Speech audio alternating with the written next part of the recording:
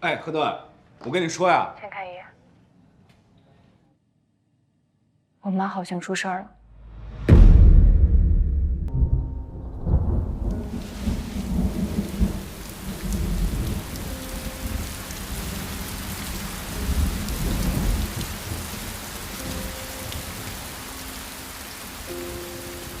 您笑什么呀？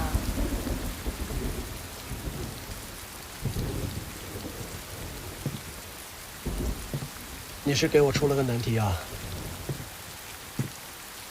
我是作为师长、朋友，还是心理咨询师来回答你这个问题呢？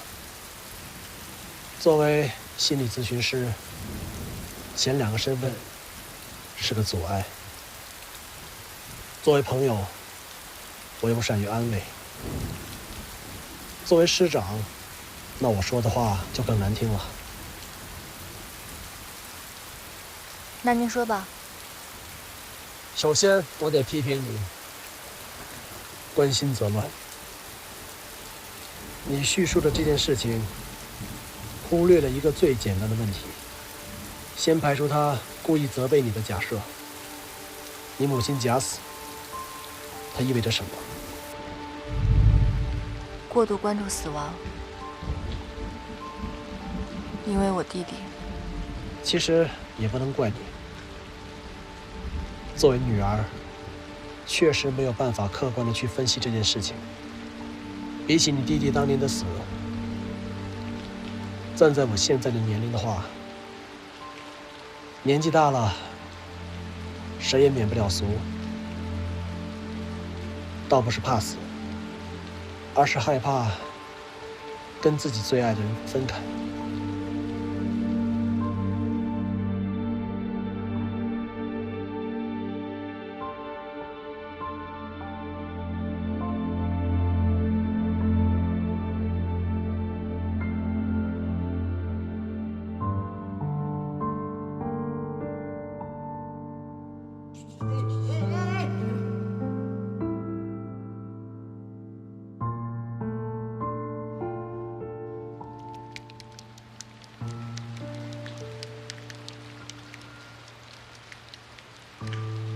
他可能更关注的是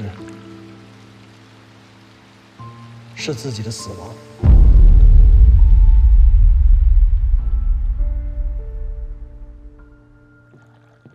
小温老师，赵女士，请进。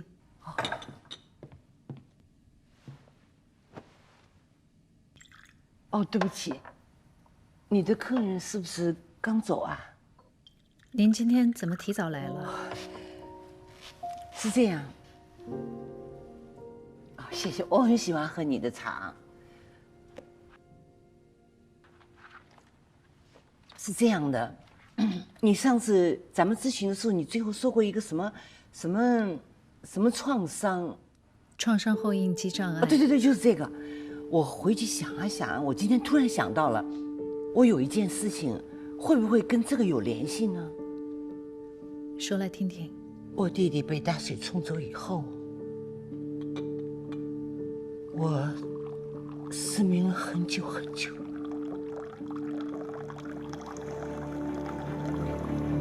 我妈妈就觉得我可能是掉进河里啊，撞在石头上，然后就带着我到各大医院都去查了，什么都没有查出来。有很长一段时间，我就喜欢到我们家阳台上坐在那里，感受太阳的温暖，好像我就害怕阴冷潮湿的地方。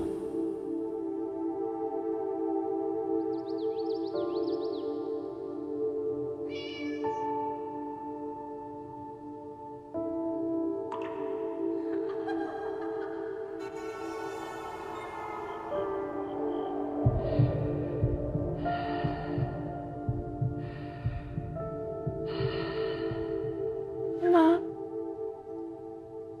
你在那儿做什么？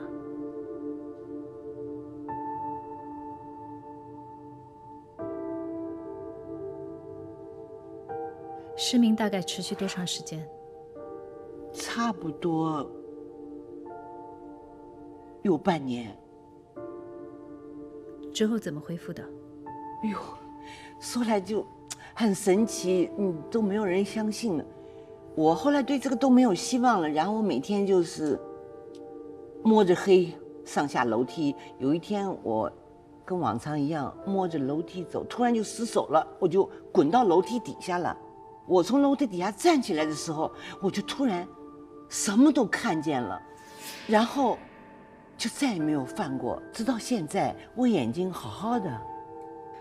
听起来您当时的失明不属于器质性问题，您的失明还有恢复都跟强烈的情绪有关，比较类似转换障碍的问题。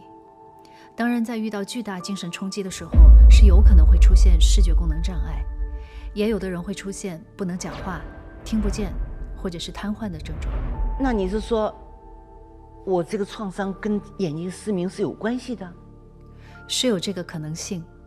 当人的精神遭受到重大冲击的时候，会产生巨大的情绪反应。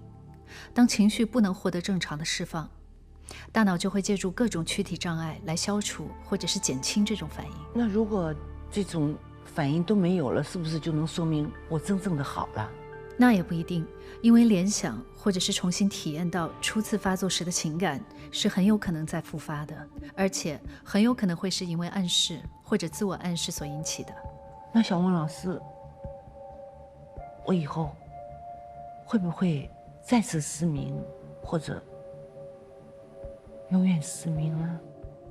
这个您不用担心，转换性障碍不是我们目前急需解决的问题。如果您当时没有复发，再次发作的可能性并不高，只是在往后的暴露治疗当中，我们需要考虑这样的风险，把握好暴露的进度，就不会有问题了。接下来我们再回到上次说的 PTSD 吧，您再跟我说说您的症状。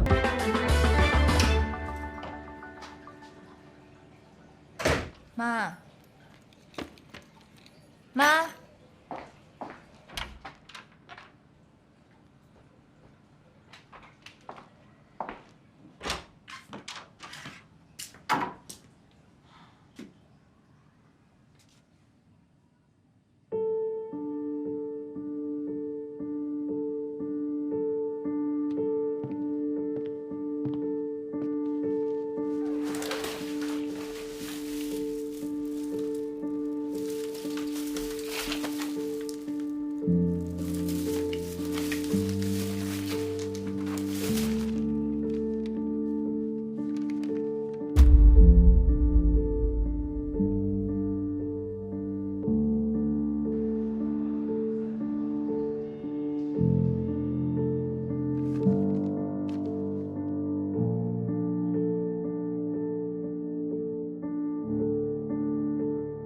年纪大了，谁也免不了俗。